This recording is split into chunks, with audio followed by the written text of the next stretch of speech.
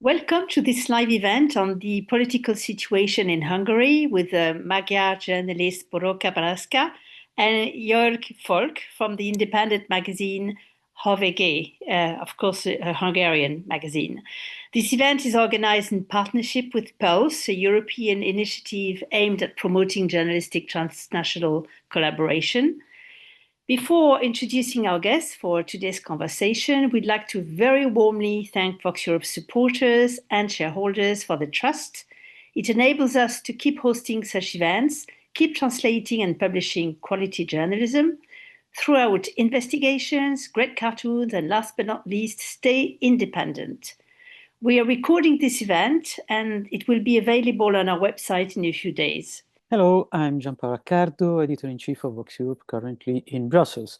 So the meeting between Hungary's National Conservative Prime Minister Viktor Orbán and Vladimir Putin on 28th November in Moscow, they were there officially to discuss energy supplies and peace plans for Ukraine, once again revealed Budapest's complicity with the Kremlin and also its defiance of Brussels, if not its defiance of the European project itself. But next year, there will be parliamentary elections in Hungary in April, and now we are just a few months away. The latest polls shows that Viktor Orbán and his Fidesz party, which are in power since 2010, might well lose to Peter Magyar, who founded his own party, Tisza, which means more or less respect and freedom, and which was created in 2010.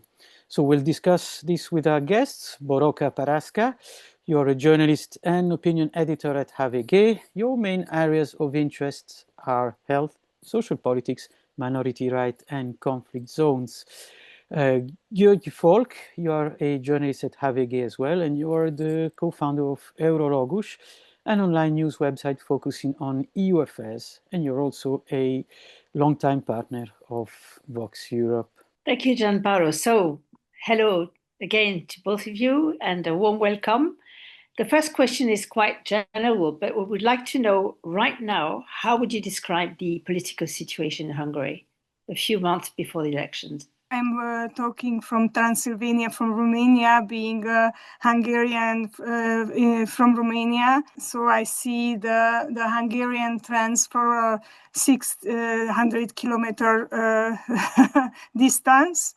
But as I see it, it's very tensioned and very difficult and filled with very, very much conflicts between the political parties and between the groups, social groups in Hungary. So that is the key word, I guess. This is very tensioned, the Hungarian atmosphere. I would use the word divide, extremely divided. There's no real political dialogue between parties and participants of the political arena. How politicians treat each other is very charged and very violent verbally and even beyond. Sometimes the media is to the extremes divided, and there's a huge amount of fake news and disinformation in the Hungarian public sphere. This is how I see it. Let's talk about this new character. I mean, relatively new, because we saw that his party was founded in 2020. But Peter Magyar, this new character in Hungarian politics, and he is likely the most promising challenger to Viktor Orbán. So where does he come from, and what is he proposing, basically as an alternative to Viktor Orbán? Before answering your question, may I add something for the other question? Because it's symptomatic, I guess. What we are seeing now in Hungary, I guess, is the fall of the new style autocracies in Europe, the end time of fresh autocracy in Europe. So it's very chaotic and very symptomatic that there are disappearing parties, political parties. There is no left in Hungary, for example. There is no green politics in Hungary. So it's an organized chaos, may I see. And to answer the second question, Peter Magyar is a character who is coming from the heart of this chaos. a very prominent personality of the Fidesz elite, former husband of the Ministry of Justice, Judith Varga. And he jumped in the political life of Hungary after his divorce from Judith Varga and after the biggest scandal of Hungary in last half century, after the so-called pardon case, when in a child abuse case, Katalin Novak pardoned someone who was involved in this case, and he was forced to resign together with Judith Varga with the Ministry of Justice. And Peter Magyar jumped in this scandal as someone who is speaking beside his former wife to protect his former wife and to ask how was this scandal possible to appear in the Hungarian political life. So he was not an official or professional politician at the beginning, 2 years ago. In the February, I guess, 2023, the 2nd of February, I know the exact date of his appearance. He came as a civil, and in his first interview, he said that he has no will to enter in the Hungarian political life, was to get heard that this scandal, this child abuse scandal, is something that cannot be admitted in the Hungarian political life. So he came as a civil, and now he is the most well-known and most talented person of the political life of Hungary. Thank you. Do you want to add something? No? What Boroka raised grotesquely is very timely, actually, because the moment she just mentioned this pardon case is just now again high on resurfacing in Hungary, because it took the Hungarian. I mean, this is a good example of how ill-fated or how little the Hungarian government is willing to do to for example, investigate this case. Only 2 years later now, there are now arrests around this child foster home where there was a systematic abuse of children, and several of the people involved, including the director, was for a long time pretended to be immune and nothing happened, and they were secretly walking away from different investigations. So this exactly case that Boroka has highlighted is in the epicenter of what has followed since Peter Magyar's appearance in the public sphere. That's for sure. One can ask, why is it so huge problem, this kind of scandals in Hungary related to child abuse, pedophile cases? And I can say that it is not special a child abuse question. It is a question of public institutions. Misfunction of public institutions. Yeah. Yes. And the underlying corruption that allows this to take place. I mean, this is just one case, but there were several different pedophile and child abuse cases around in the public debate in the last couple of years, including an ambassador's special operation get home because he was under Interpol how do you say that, warrant, and then the Hungarian secret services, he took him home in secret so that he avoids international prosecution.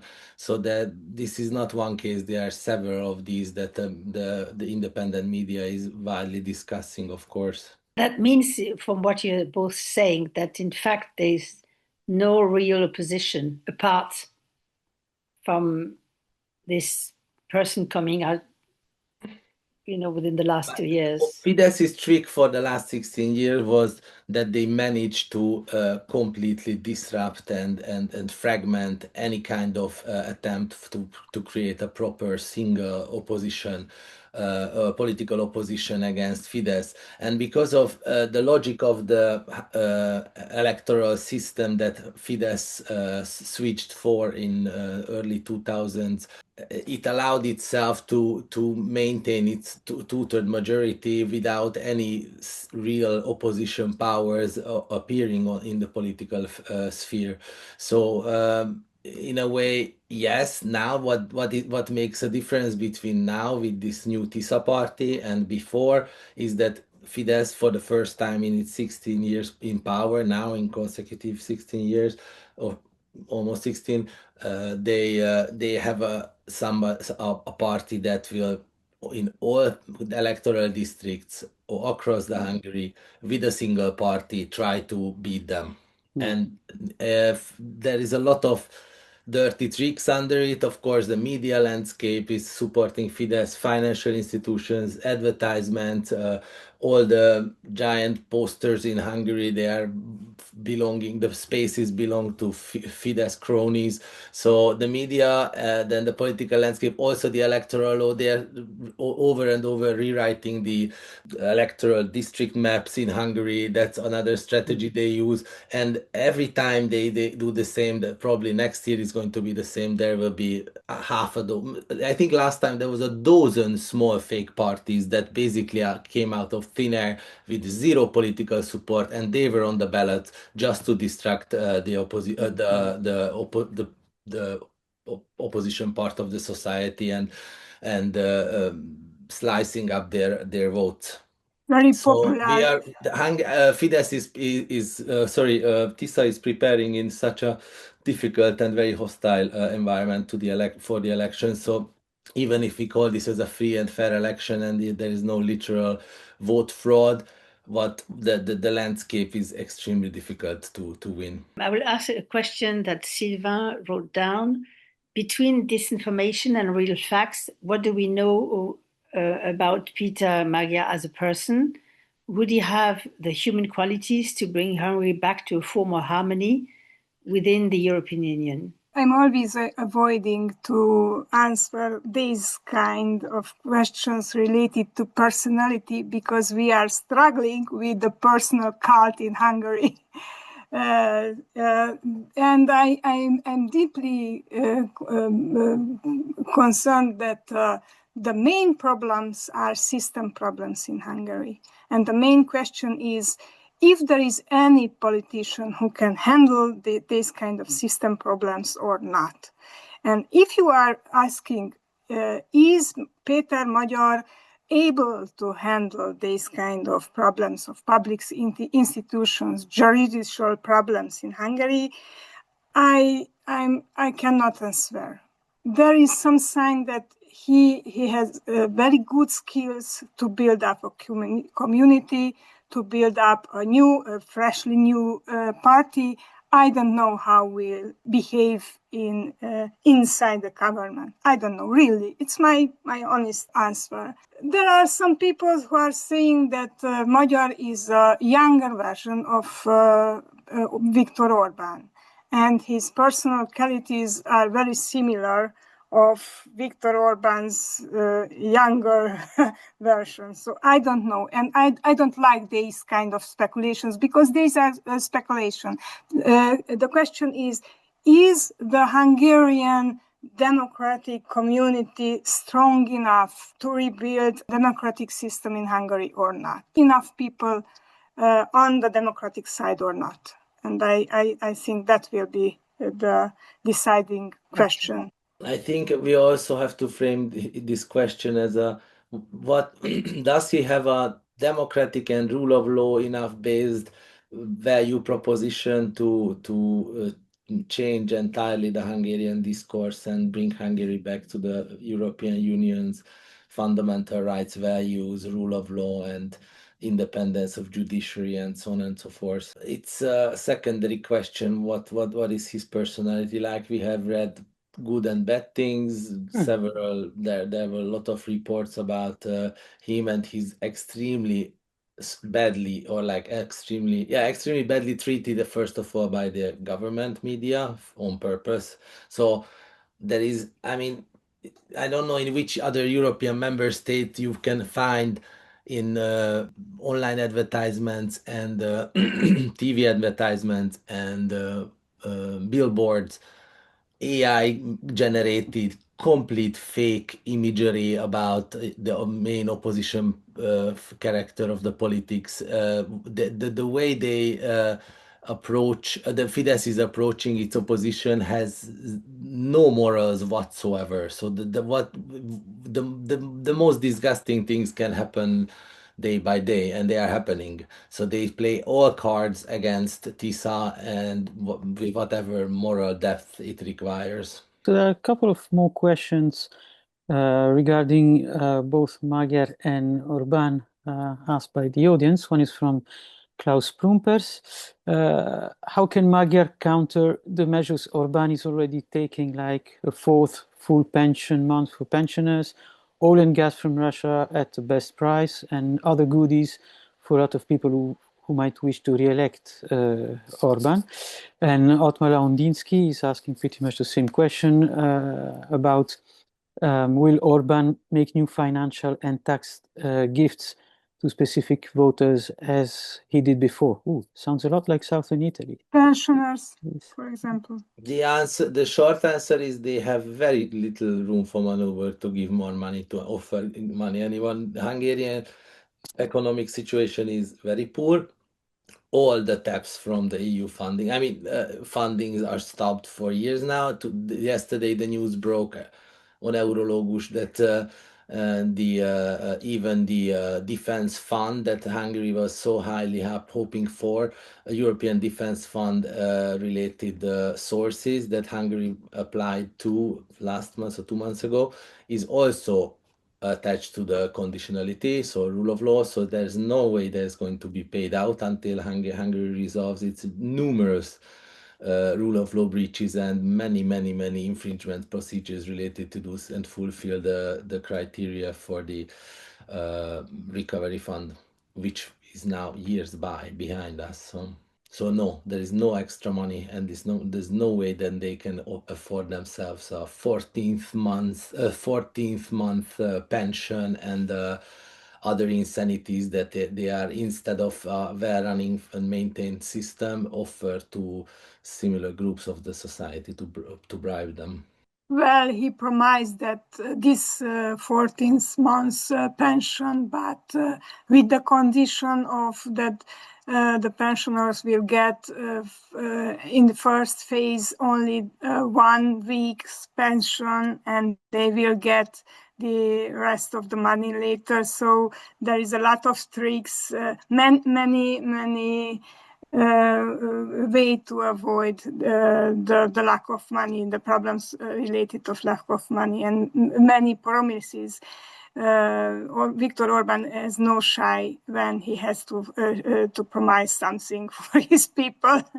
Okay, thank you. I'll ask another question from Yuri. Beyond the election, were Magyar to win, how would the position of Hungary change regarding Russia, the EU, and what is his party's position regarding the defense of Europe's eastern flank? This is a lot of technicalities. Honestly, Tisza, what we know for fact is Tisza is member of the European People's Party. So as Morok earlier mentioned, we have a political composition in Hungary where there is no left, no green, no liberal party, or they are so small that they are invisible, and there is Fidesz, sorry, there is extreme right, then there is Fidesz, and there is Tisza. So if they take over, sorry? Extreme right and more extreme right. Yeah, and so if Tisza takes over, this is still going to be in the conservative domain of the European Union, so to say, or at least the moderate conservative. And because of this, we don't know too much about their political liberties and freedom rights stands. So they are so afraid to communicate about LGBT, drugs, social questions. They only take the most unsensitive topics in their campaign, which belongs to healthcare, education, this huge scandal we discussed earlier on the child rights. Pardon and child rights, yeah, and what else, Boroka? These are the main ones, no? So they are very much narrowed down their campaign strategy because they don't want to get hurt. It's this here in Brussels is the same. When you debate with Tisza MEPs or meet them, they are very, very cautious about saying anything beyond these topics.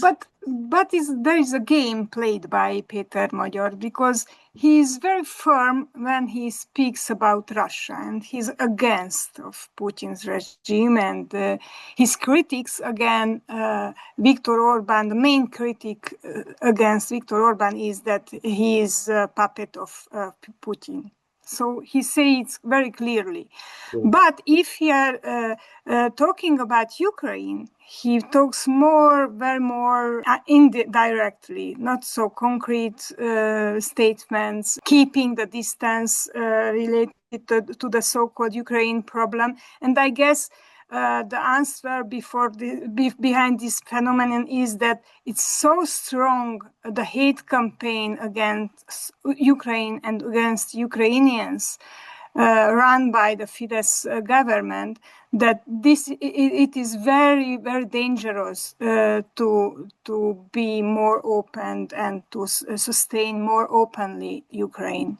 It's a kind of anti-migrant campaign in Hungary. The same level is the hate crime. Boroka is very much right that there's so much shit has been stirred by the Hungarian government in the last 10 plus years about migration, that the Hungarians are brainwashed, basically. The Hungarian public sphere is extremely brainwashed, and despite the fact that in Hungary, let's be honest, even those few tens of thousands of Ukrainians who spent some time in Hungary when they left from the war, they didn't stay in Hungary. There's a very small minority who actually stayed in Hungary. I think it's in maybe 10,000 or thousands number. So to fearmonger against migrants who are coming into the European Union, and then 99% of them left to Western Europe or Northern Europe is a complete bluff. And because of this overall media arena situation around migrants, Tisza senses well that they should be as little articulated on this topic as they can. Long story short, Peter Magyar is anti-Putinist politicians, pro-European politicians, and he's silent regarding the case of Ukraine. There is no voice coming from elsewhere in the political spectrum showing more support for Ukrainian refugees or migrants? From the civil society, for example, but there was a long war against the civil society, civil organizations, Viktor Orbán being a good pupil of Vladimir Putin. So the first phase of the Hungarian autocracy was pivoted by the war against the public media and the civil organizations. So there is no voices to be heard in these questions. Okay, so now the question from Anita. The fake promises by Orbán remind me, Anita, of the fake promises by Simeon and the Our party in Romania during the presidential election campaign, like, for example, houses at €1. Is there a kind of Orbán pattern then, like be Orbán the original, or maybe the Russia would be the original, that is influencing the political landscape in Central and Eastern Europe? In Moldova, says again Anita, we saw a similar behavior, and many fake parties were founded ahead of the elections just to fragment consensus, just like in Hungary. So is there a pattern in the region? Yes, certainly. These things don't happen just so. There is a lot of effort to manipulate public sphere in Hungary, I think, by Russia. And of course, since Hungary is the most closest outspoken against Brussels within the EU27, Putin well understands that weakening the EU through Hungary is a great way So he's not giving up on this opportunity whatsoever. So the reason why Orbán goes so frequently to Moscow, also just ahead or just at the beginning of that was very symbolic last year when he traveled at the very first days of the EU presidency, Hungarian rotating EU presidency. He traveled to Moscow, and by now we also know that they hope money from them too, but also the Washington visit recently, the Orbán government made this big fuss around traveling to in a large group of people, journalists and businessmen and so on and so forth. They went to see Trump, and after they returned home, the main story was that they went to ask for a loan. So this also is a strong indication in what stage Hungarian economy is if we go to the US for loans. There is another perspective, very telling perspective in the relation of between Viktor Orbán and Giorgia Simeon, and it's very telling because what we are seeing, Giorgia Simeon is operating as a sovereignist party in Romania. Viktor Orbán behave as a leader, as a head of the sovereignist power in Europe. And there is a hidden or not so hidden conflict between the Fidesz and the Romanian parties.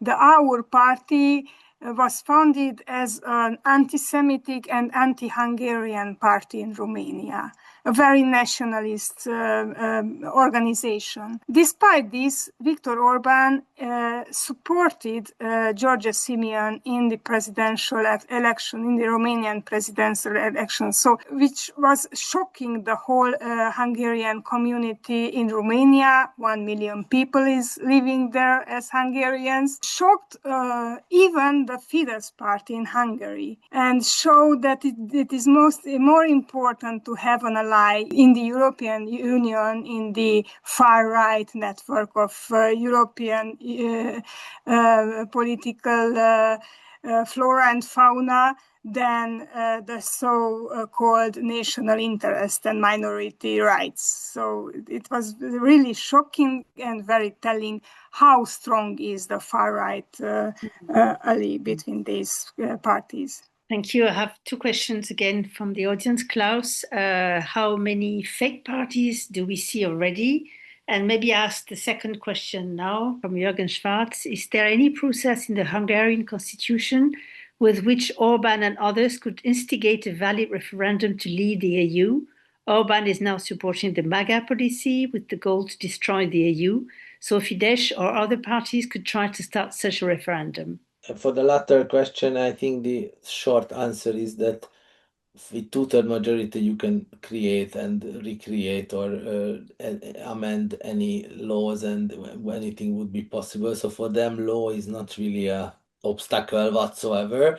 Having said this, in Hungary, and it was always like this, and it's still today, the overwhelming majority of the society is pro-EU.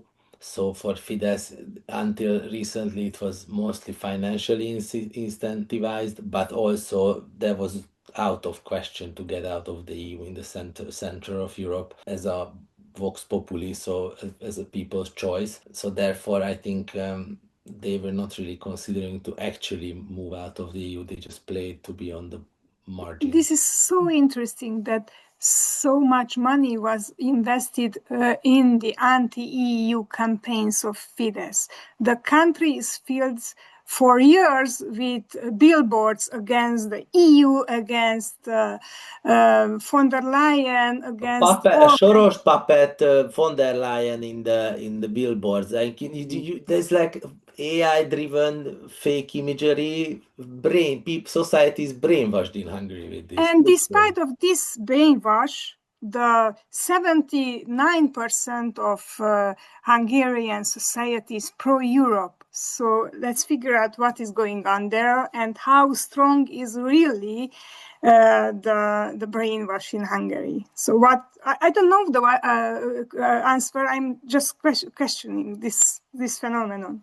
Let's go back to the most interesting person in this electoral process. So again, in Peter Magyar, does he have connections outside of Hungary, and who are his allies in the EU and especially in the European Parliament? To which group is he connected to? He was very welcome in the EPP, so I think he's more or less well wired there. Of course, let's be realistic. He's the And type he was of labeled as a puppet of the Weber and von der Leyen, and such kind of billboards appeared in Hungary as well. Yes. But honestly, related to his values, as we said, we don't know much about what kind of political stances he will have on different questions. This will be hopefully more seen after the elections if he gets into power. But we shouldn't forget that even getting into power in Hungary would mean that basically, besides the government, everything will be at Fidesz hands. So this is not a joke. This is from state fund public fund outsourced universities to enormous amounts of businesses and money and mall shares to, energy company shares to all the public institutions, all the positions, maybe you remember with the cardinal laws in the early 2000s, they cemented their positions for 9 years in different state authorities and media authority, and the head of the constitutional court is elected for I don't know what length. The same for the national bank and so on, and the list goes on and on and on. So if Fidesz gets out of the majority parliament and the government, it will still be able to make so much destruction and so much. It will be so extremely heavy to really govern Hungary into a different direction and go find its roots back to the European Union. That chapeau for anyone who does that. And there is another very delicate situation. Viktor Orbán had in last month 3 very important meetings. One with Donald Trump, the second one with Vladimir Putin, and the third one yesterday with Erdogan in Istanbul. So he can say, and he's saying, that the strongest men of the world are behind me. So there is no race and no room to show up stronger allies or more important allies. And the solution to handle this situation is that Peter Magyar is always talking about, yes, he can say that he has the strongest man behind him, or I am talking now about Viktor Orbán. But I am the man of the people. I am between you. I am working on your daily problems. So I'm not going abroad to get solution to our problems. I'm here in the heart of the Hungarian society. I do not need any others allies abroad. I am taking in my own hand our own problems. But to broaden a little bit the answer to once more here, the moderate fractions and the moderate parties and leaders of the European Union are happy to take him on board as soon as Orbán is not the main character of the Hungarian politics. So I have little doubt that he will be able to suit in. It's a different question through which values he will go into execute his power or govern. We already talked a little bit about the freedom of the press, but would you say that the freedom of expression today still fully exists, and that the remaining independent media are publishing what they want? Otmar also posted a question about the closure of the Hungarian service of Radio Free Europe very recently. Has it got any effects, and which is the most serious or influential media of the opposition today? I would like to remember you that the start of the new regime of Viktor Orbán was the capture of the public media in Hungary, which was a very dramatic, very strong gesture by Viktor Orbán. And there is no public media in Hungary, only state media. The closure of Radio Free Europe is a gift gave by Donald Trump to Viktor Orbán. It is a very sad, very painful, but a very last part of the war against media. I cannot say that there is no free speech in Hungary yet. There are different organizations, platforms, video platforms, online sites, pages, groups, podcasters.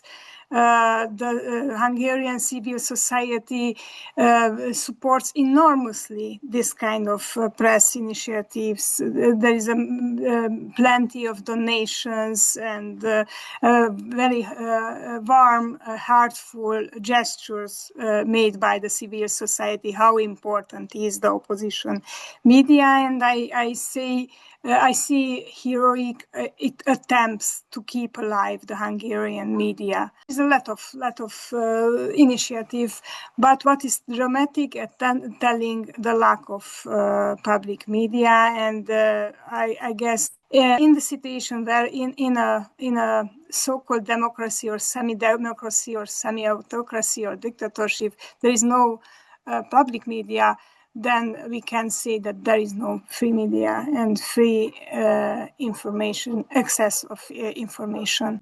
Because I can only agree with Boroka that the issue is here not that there is no free media, but how many people actually it reaches. Because the public broadcaster is the worst propaganda machine you can imagine, like North Korea style nonsense regularly, like there's such a freak show that this paid by taxpayers' money, and actually it's one of the most expensive European or maybe the most expensive European public broadcasters services, only serves Hungarian government interests and is as biased as it can be. So and because of the lack of access, so the public broadcaster is of course available in the all over the country, but because that's mostly what reaches people. Besides that, there is one single last TV, the RTL, that is still it's a commercial TV. It has news. It's more or less tries to be balanced, and the Luxembourgish are not giving up on the TV, even though Fidesz tried to buy it many times, attempted to buy it many times. But they have the other big commercial TV, which is also another piece of mouthpiece of the propaganda. So all over the free media sphere of Hungary, as Boroka well pointed out, is only online. There is a huge amount of very talented, or like a large amount of talented opposition YouTubers, and people are watching them in large numbers. Our podcasts on HVG are very, very, very frequently watched by several 10,000 people by episode, each episode on YouTube only. So through the several platforms, there is real interest, and this is quite important to make the free press survive in Hungary, because otherwise state capture in the unfed distribution, completely distorted distribution of public advertisement money that is only channeled into the pro-government media outlets, and also the way the freedom of expression rules are applied, selected infringement procedures by the media authority against different papers. It's all play into the hands of Fidesz.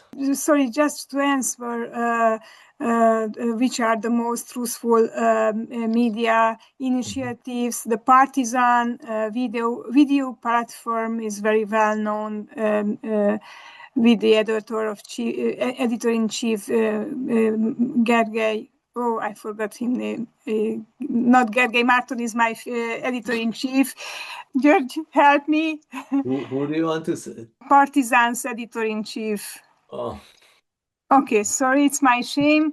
The Telex, the 4044 444.hu is a very good news site, which 24. And then we have two big investigative portals, Direct 36 and Átlátszó. They are relevant. But for example, it's not only news, but let's say it's like watching Steve Colbert. We have Potyondi Edina, a YouTuber who's making weekly videos about the latest happenings around Hungary and in a global context, from a very liberal point of view, and very well pointing out the sorry to abrupt you, but I have to say that a huge amount of female journalists are coming up, and it's filled with female journalists, the opposition media, and it's very interesting and powerful phenomenon. And of course, HVG, you didn't mention our site, which is very big, sincerely. It goes without saying, otherwise you won't be here. There's something that still I have issues understanding. So Orbán is traveling very often to Moscow. He likes to present him as Moscow's best ally within the EU. And I mean, Soviet Union invaded Hungary in 1956, and it crushed a democratic revolution at that time. Doesn't people have a memory of this? And more tragic the question you formed here, because Viktor Orbán career started with a strong gesture against the Soviet Union at the reburial ceremony of Imre Nagy, the martyr of the revolution from 1956. So it's a turnaround of Viktor Orbán's career, policy, rhetorics, and it was so interesting this year, the Remembrance Day of this revolution, when Viktor Orbán came on the stage and talked about the Soviets and not the Russians, and made a distance and the difference, and this new power and new empire of Vladimir Putin is something different. There is no direct link between the Soviet Union and Russia. I'm telling what Viktor Orbán is telling, so it's not my opinion. Mm-hmm. But what was so tragic and so unbelievable that the people are can be catched by this rhetoric. So the new story related to the war in Ukraine is that during the events of 1966, the Ukrainian was who invaded Budapest, not the Russians. That is the tricky of Viktor Orbán's rhetorics. So when we are opposing to Ukraine, I'm talking about, again, as a talking head of Viktor Orbán, we are giving a sign of revenge of the revolutions. Thanks, everybody, for attending and participating in this live event. And thank you so much, Boroka and György, for being with us today. Many thanks again to our supporters and shareholders who make this possible, along with the PULSE project. As you know, Voxeurop is mostly supported by its donors, so if you like our work, feel free to make a one-time, or better, a regular donation. I'll put the link for donating in the chat. It was a pleasure. Thank you very much for your attention, and you are welcome in Hungary and in Hungarian communities abroad Hungary.